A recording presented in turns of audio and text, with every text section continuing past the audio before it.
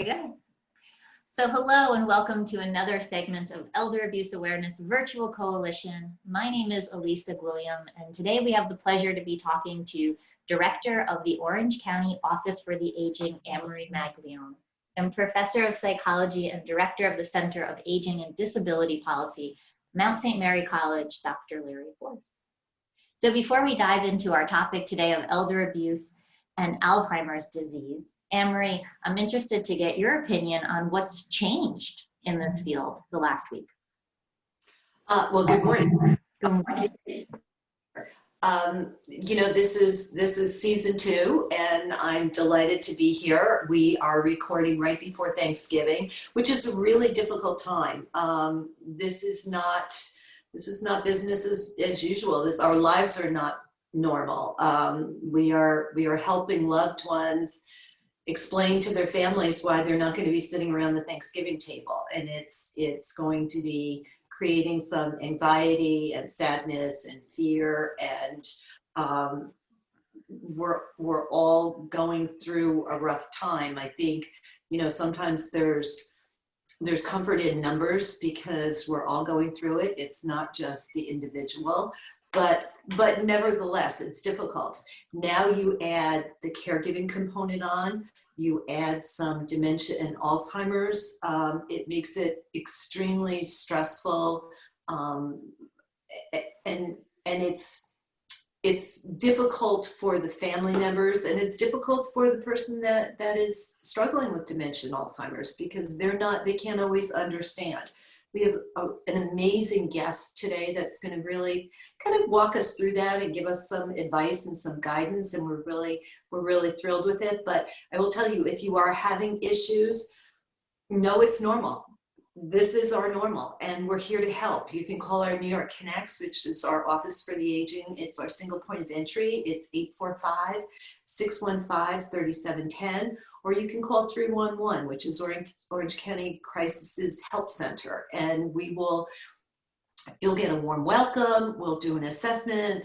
We'll talk to you, and we'll get you through this, because the reality is we're going to get through this.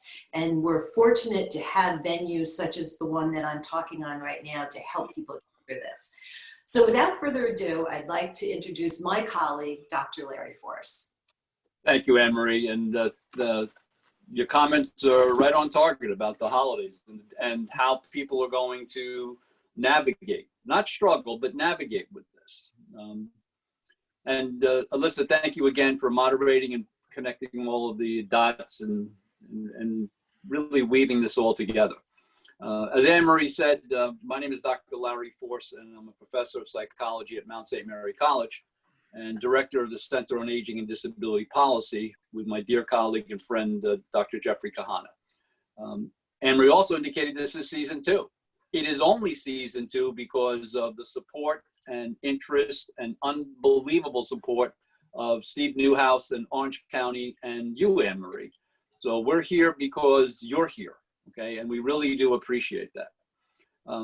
As we move through season 1 and season 2, you could see what we were doing. We were bringing people together.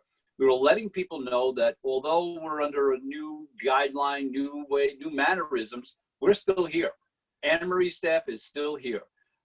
Tim Murphy's staff with Adult Protective Services is still here.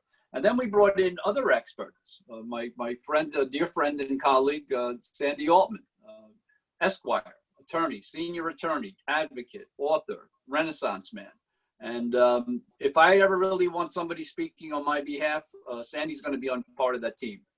And then Dr. Jerry Abatiello, okay, and Sharon Mary Cohen, and Danielle Maglione, and Diana Valentin Miller. I mean, we've put together an incredible team, made it seamless, and launched season 2.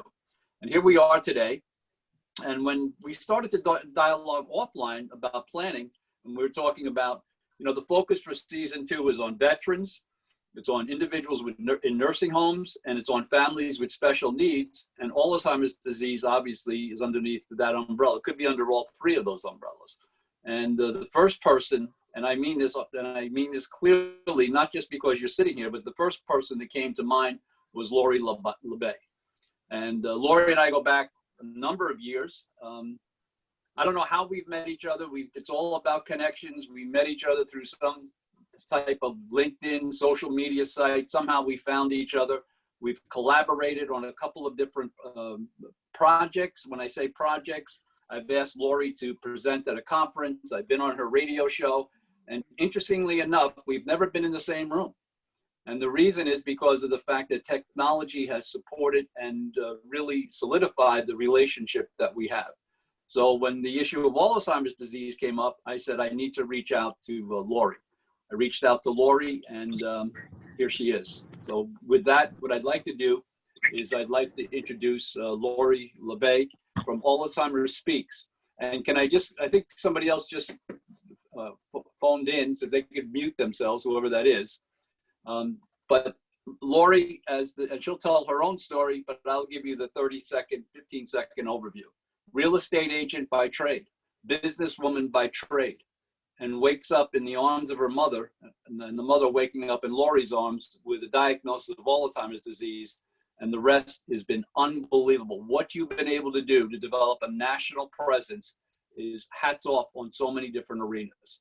So with that, Lori, please welcome to our video cast on elder abuse awareness. And maybe you could start with just filling in a little bit of that. I mean, how you arrived here, where you are, and how you see it with this issue of Alzheimer's, elder abuse, COVID, and the initiatives that you've now recently launched. Okay, well, first of all, thanks for having me. I'm thrilled to be here. This is a really, really important topic, especially under COVID. So my story is my mom had dementia for 30 years. The first 10 years she was misdiagnosed and the doctors kept telling her it was her hormones. And she would say, this ain't my girlfriend's hormones. I mean, she knew there was a difference. And then at that 10-year mark, they did a full test on her. We finally got her to someone who knew what was going on. And they said, she's got the mentality of a 3-year-old, don't let her out of your sight. And it was like wonderful. Now they're living up at the lake at the end of a peninsula. You know, this is away from family. It was kind of scary. And, you know, it was quite the journey. But I do say that her disease was the biggest gift I'll ever receive, because it changed my life and it opened my eyes in terms of what the world is really about, how we engage and interact with one another, what our expectations are, our judgments that sometimes we don't even know that we have. And I made a commitment about 11 years ago to switch careers out of real estate and try to make a difference in this space, because I was really frustrated that I thought there's got to be more than just our family out there dealing with this. And yet I couldn't find services. I didn't even know what to call for services. I mean, you don't know what you don't know. And I wanted to deliver things on multiple platforms, because I believe everybody learns different. And so I started out with a blog, went to a radio show, started doing some video chats. Really important to me is raising the voice of those with dementia. And people are surprised, because everyone thinks if you've got dementia, you're in end stage, you're in a wheelchair, you're drooling, you can't eat, you can't do anything for yourself. And yet people are working and still driving out there. And, you know, we need people to understand that. So we've launched a lot of different initiatives. One of my goals is to get people to learn to live graciously alongside and with the disease instead of being afraid of it. And fear can cause a lot of issues, and it can definitely trigger abuse and frustration and all of those types of things. So to me, that is really very much a key element in getting resources to people.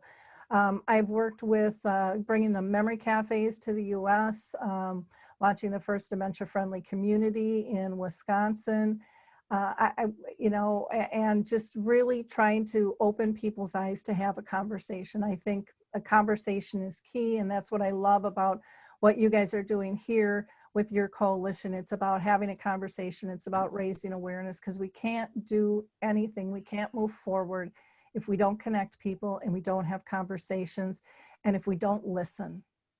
When people talk, we have to listen. We can't just hear it and go, okay, I did that task. You have to process it.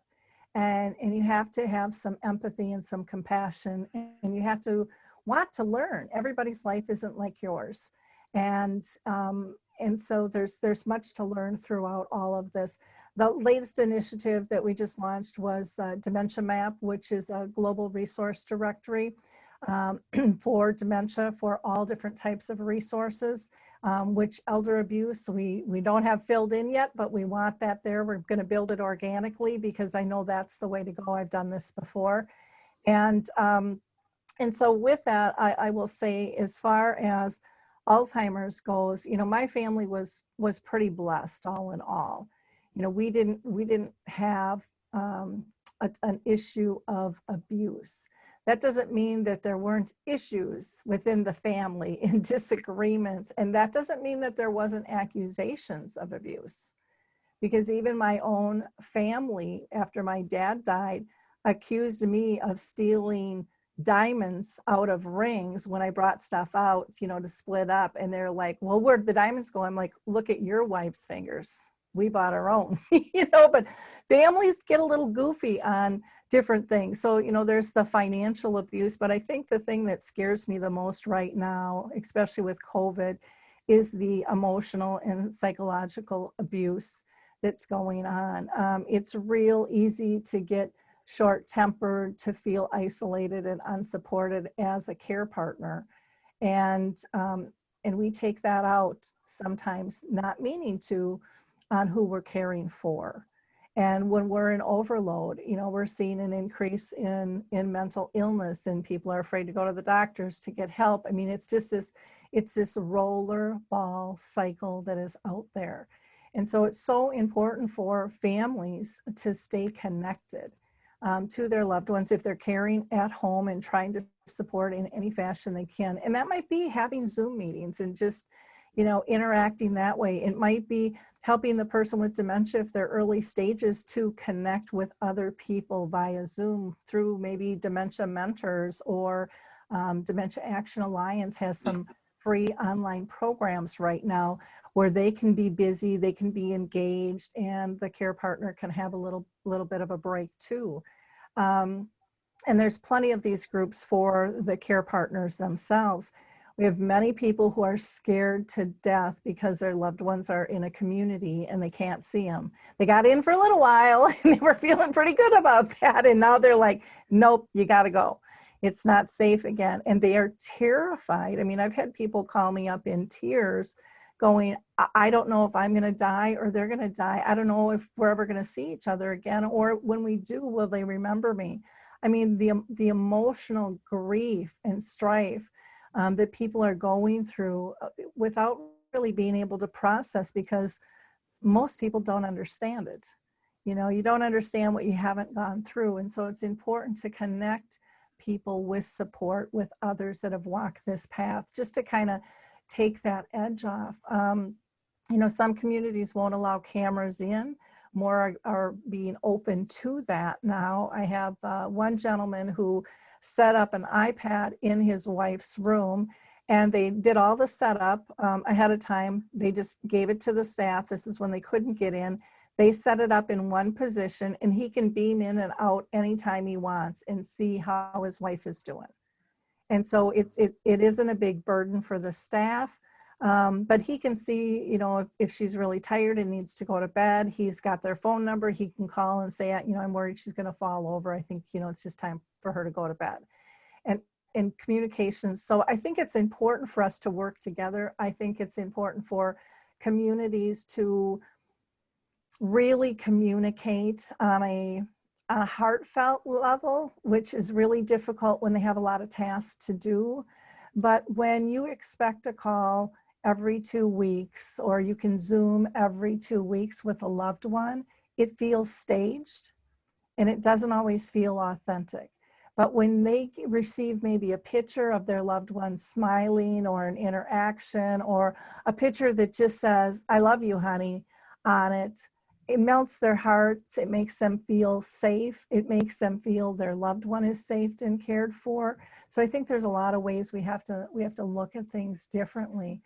You know, I've had families with, you know, financial abuse, or they've been accused of that. And sometimes it's actually the accuser that has actually taken the funds, and they're blaming it on someone else to get more of those funds. I mean, it's interesting, the twists and the turns, the neglect or the abandonment. Again, when we add COVID into all of this, you know, people who are dealing with addictions and caring for someone, that can get really dangerous, you know, because maybe they're drinking, or maybe they're doing drugs, or maybe their gambling is really getting out of hand. All of those things can siphon a relationship and safety of another person. So I'll leave it at that, and then. You know, I love, Lori, look, I love that message. I love that message. I mean, even like your opening line about learning how to live alongside of this. You mentioned before, but before I go on, I'd like to introduce somebody that has also, a member of our panel that has also joined us by calling in, and this is Dr. Jerry Abatiello. And Dr. Abatiello is a friend of 25 years. She's a nurse practitioner, PhD. She has a private practice.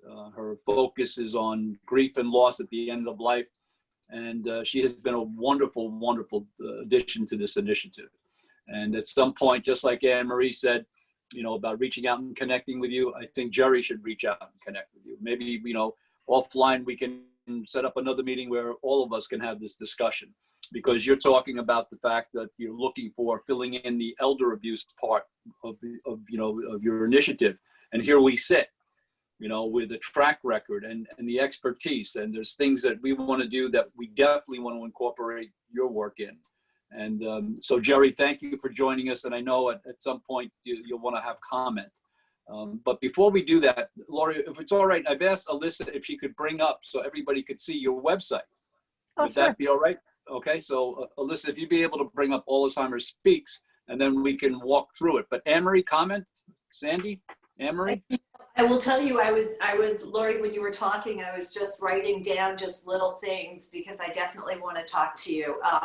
When you talk about the conversations, that's really what this is. And that's what we're having, is conversations. And it's so important to start that. And it's not always easy to start the conversation. And I think one of the reasons it's so difficult for what we're doing is, and what you're doing is, you shared with us some vignettes. No one situation is the same. So we can't just carbon copy everybody on something. You have emotions, you have feelings, you have family dynamics, you have, you know, different ranges of dementia and Alzheimer's. So it's very, very personal. And I find the closer you get to one's heart, the more difficult things are. And again, that's why we have the conversation to talk about it, that we're all in this together. We're all, you know, our goal is, and I said it the last time, our goal is to put ourselves out of business so that we don't ever have to deal with elder abuse and scams. And, you know, one thing you didn't talk about that I thought we could speak of is there's different types of abuse.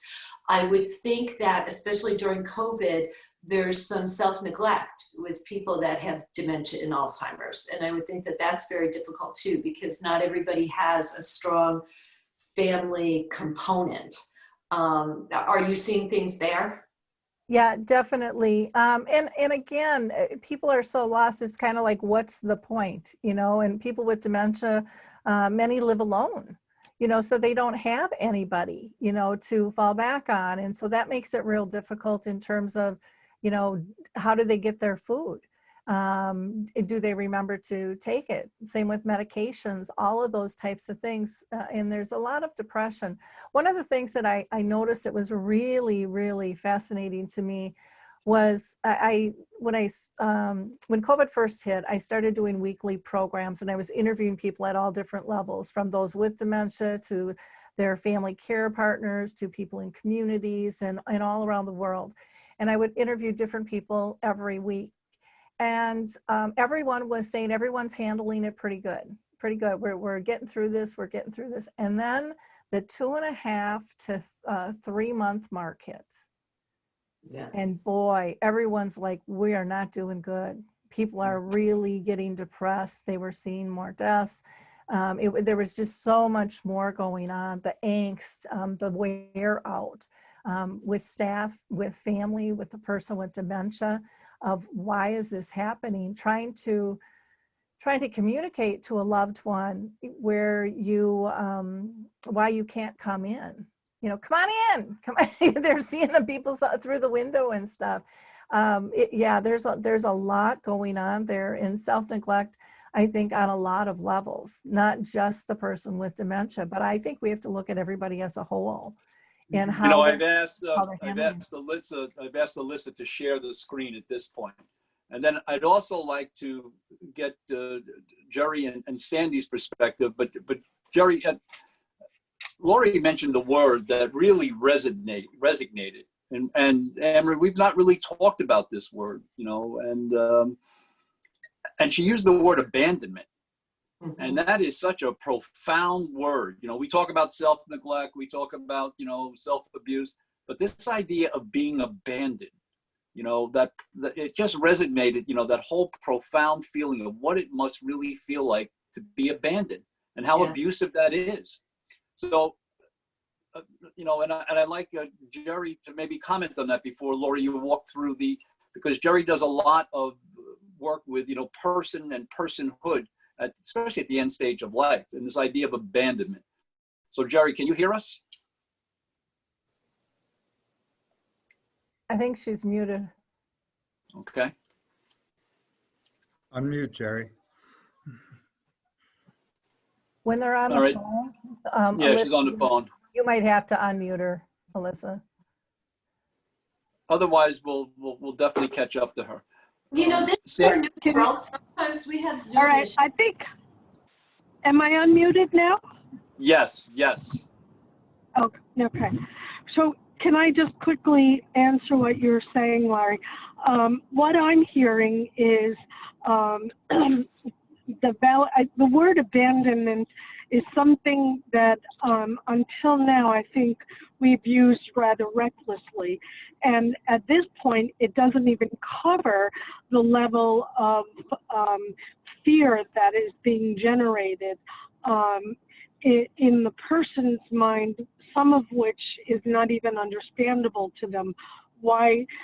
I don't know that it's conceptualized totally as abandonment, but it is definitely an isolation. And I think families are feeling like they're being pushed into abandoning, you know, that we're abandoning our family. That is something that's really, and I wonder, you know, even as such an incredibly strong word, and I wonder what we can do, because it is, maybe we need to have a different way of even conceptualizing this, because and I don't even know if I'm making myself clear, but I just left a home where the staff is terrified now because they are now being told they have to be there. There will be nobody else. There'll be no healthcare providers. And, you know, they're feeling abandoned by who's going to take care of this.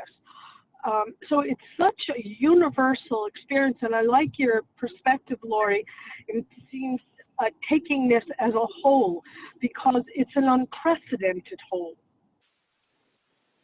It very much is. And I think, you know, isolation is a nice way to, you know, state, you know, we have to protect one another and we're going into isolation because of the COVID. But I think everyone at every level feels abandoned, you know, from, and it gets into even the politics. I mean, some families aren't talking because of politics. They've pulled back. I mean, I've talked to people in other countries where our politics are affecting their family and how they care for one another.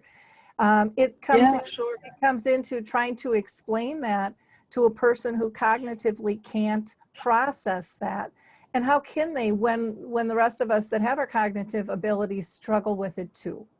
You know, so in some ways, I think we almost have to go to a validation mode and really let people express their feelings and and say, you know, I get that, I'm feeling that too. But a lot of times we try to squash that, and we're uncomfortable with emotions sometimes, and invalidating what is happening, or understanding that reactions don't always come out the way we plan. They come out sideways when we keep trying to stuff them all the time. And Garrett Benninger wrote a really good book. I think it's called what is it? Moving Ahead by Standing Still or something. I can get the title for you, but it's a fantastic book about, we need to look at people's behaviors different, because we're really good at labeling what's wrong with the other guy is doing what we don't like, instead of looking at it as a reaction, a clue for us to say something's out of whack here. And the other thing I think that we have to really consider, especially now during COVID, is you know, when someone is caring for somebody, they are scared to death. If I tell on them, will there be anyone else to take their place, and who will that be? Yeah. And so they don't speak up, even if they can. You know, it kind of gets into that abusive cycle of, you know, and again, it's based really on this whole fear factor. So we have to get to the crux of that. And many, I think there's a lot of people that are abusive that don't even know they are. That's just how they talk. That's how they speak. That's how they are as a person. And people haven't told them, hey, that's offensive, you know, or that's abusive. So yeah, we're in a really weird time, but I think it's a good time too. And let me add to this, Sandy, from your perspective, there you are, you know, highly trained in the legal perspective, working with families on a daily basis. Lori comes to the table with this message. I mean, this is just an aside, but Lori, I know that we've invited you to our forum, but I get the feeling you might have met some really wonderful guests for your radio show, you know, and here we are. But Sandy, what talk to us from your perspective before we ask Lori to walk us through her website. Sure. Well, I have several different perspectives here. There's a legal perspective. I mean, we talked about abuse. I think on our last Zoom, I talked about a client who came in. She had been a client of mine. Her family had been a client of mine for several years ago. She came in. Actually, we did this by Zoom. Come to think of it, sometimes you don't remember it's by Zoom or in person. We're so used to it. But this isolation thing puts people way more at risk for scammers, and it was one of these things where she got a lottery, a call, you won the lottery, just pay us the taxes. And here we are $500,000 later, and her family finally calls me.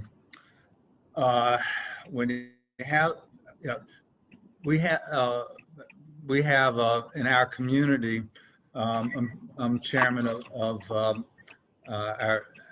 Town of Montgomery Seniors Independence Project, where we specifically reach out to seniors and help with things like giving them rides to doctors and giving them rides for shopping.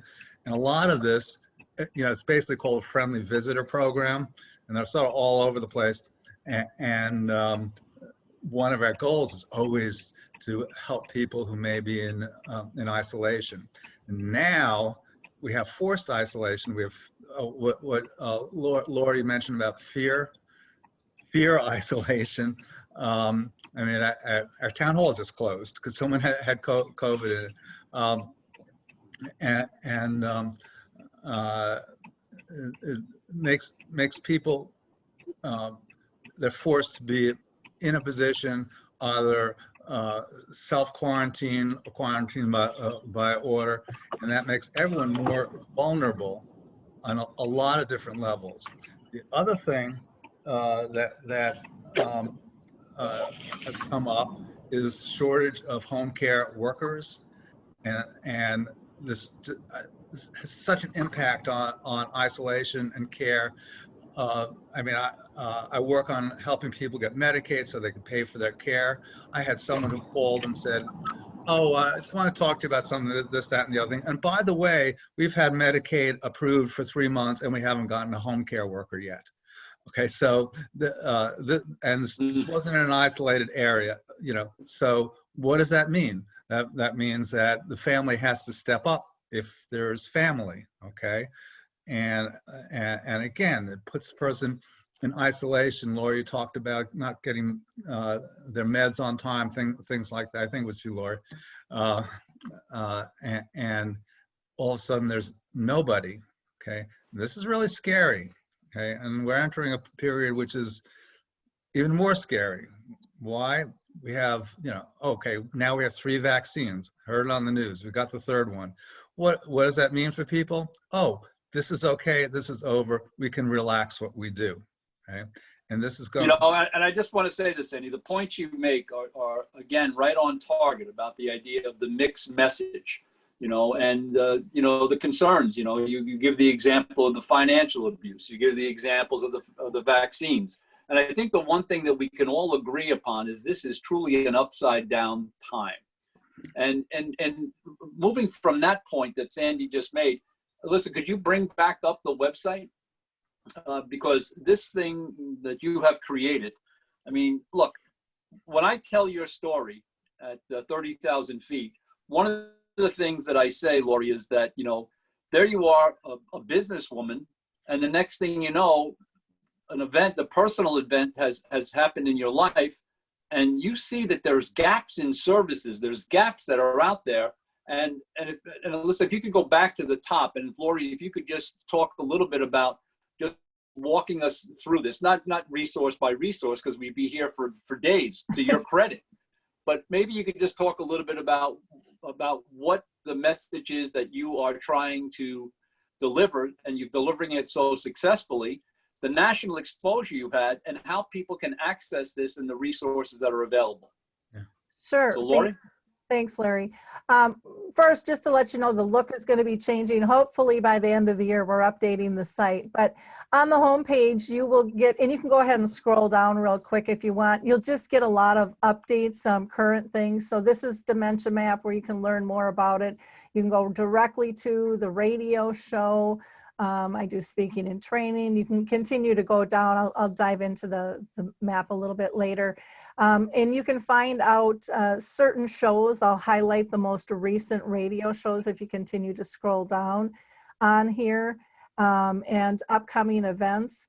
Now, the radio shows, I interview people all over the world at all levels, because to me, it's all about raising everyone's voice. If we don't raise everyone's voice, if we don't hear from everyone at different levels, we're never going to make change that's going to be sustainable and that's going to meet the needs in our community. So it's really, really important to me that we do that. So if you're out there and you're doing something regarding Alzheimer's and caregiving, get a hold of me, because you can easily be another guest on the show. If you can go down a little bit further here, I'll show you some other information that's here. This foot bar walker, this is a great thing. I'm going to give them a plug, but boy, this helps people not hurt their back, and helps not hurt the patient, getting them up and out. And that's all I'm going to say on that. Below this is Dementia Quick Tips. These are something I just started. It's stuff I wish people would have told me when I started the journey. And then this is an example of dementia chats. These are the groups I facilitate. Everybody here has dementia, and I just facilitate a conversation, and we have all kinds of topics. I mean, there's a hospital in the UK that's actually using these for training and things. So we try to give you a lot of different things. I'm going to have you go back up to the top. There's more stuff down here and some other businesses and stuff that I've highlighted. But if you go to the initiatives and projects area, there you'll learn a little bit more about the radio show, about memory cafes, dementia chats, how to become dementia friendly. I got involved with the film that really shows how a family deals with it, and so much more on here. The resource directory.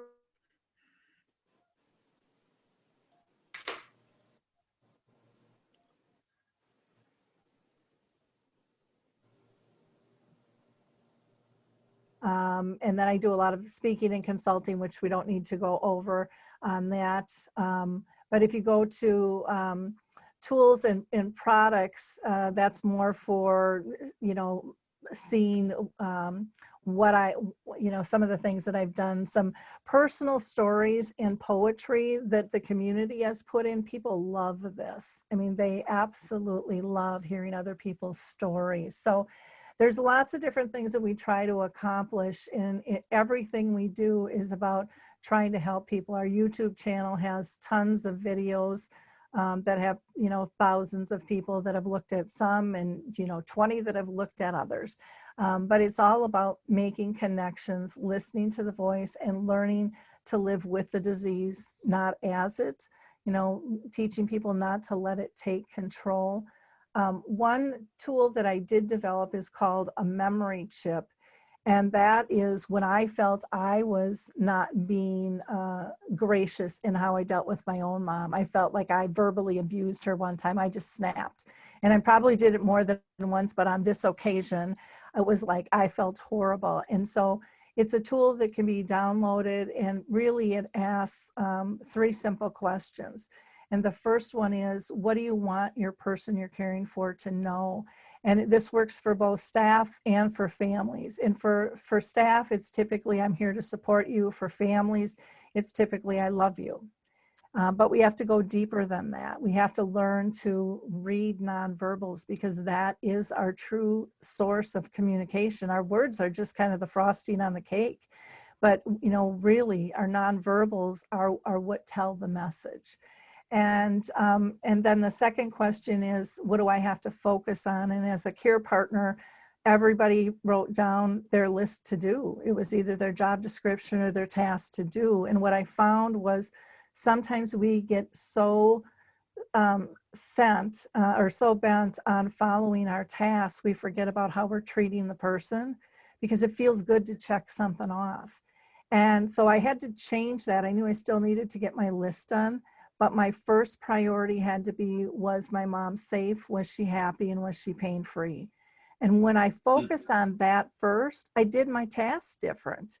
And it took a lot of the stress off. And I also found there were things on my list I didn't have to do, or I didn't have to do it in the time fashion I was doing it. So sometimes we put the burden on ourselves, which increases our stress level, which then can make us susceptible to abuse of all different kinds. And so sometimes it's stepping back and going, really, what is the goal here? And if we can get back to being relationship based, I don't even like using the word person centered. I think it's overused and underdelivered. And I don't think it tells people what it really means. Get back to your true relationship. And you're going to realize the little itty bitty things that you overlooked are going to be the most precious that you're going to hold to your heart. And, if we can teach people that it's okay not to be perfect, that it's okay to make mistakes, as long as we learn from them, but we're kind of a scolding society. And I think, there's a lot of things that need scolding and they need repercussions, but there's a lot of stuff that I think if we took it in the beginning and we used it as a tool to teach, maybe some things wouldn't elevate to that point. I will So tell let you. me, Anne-Marie, before you go on, can I just ask you one thing, the panel here? Now, do you understand why Lori LeBay came to my mind? Yeah, Okay, yeah. have as a guest. I will tell you, Anne-Marie, please. I'm scrambling notes like crazy. So I think Me too. one of the things for me is we definitely have to have you back. You brought up some really, really important things when you said you felt you were being abusive. I think that's so key, especially, abuse happens in families and elder abuse that people don't necessarily know. They get frustrated, they get stuck in their own head, and they don't realize how abusive they're being, which again goes to the awareness, the education, the conversation. And I'm gonna, because I know we're probably over time, but I'm just going to, we started at the end of each one just to talk about a scam. And one of the new scams that's coming out that we want people to be aware of is we are days or weeks away from a vaccine for COVID.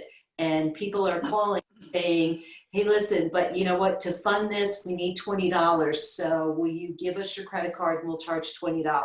Nobody's going to call you for that. Hang up the phone, always hang up the phone. The other thing is I just want to say happy Thanksgiving, you know, and happiness is a learned behavior. So don't focus on what you don't have this year. Focus on what you do have this year, and it really will make you feel better. And we will see you next week. Yeah, I think that, Anne-Marie, thank you. Lori, Sandy, Jerry, I know that we're running out of time, but Lori, a tip of the hat from all of us. And there's zero way that this will be the only conversation that we'll be having. Well, All right, so thank you. Oh, thank you so Thank much. you. Alyssa? Yeah, thank you, Lori, so much. And just to remind everybody out there that you're not alone. And if you need to reach out, you can call New York Connects at 845-615-3710. Well, I just wanted to thank you all for being here and to thank you for joining us today. You've been listening to Elder Abuse Awareness Virtual Coalition. And if you want to hear this program again, share it with friends or even comment on it, you can log on to our website, www.elderabuseawarenessvirtualcoalition.com.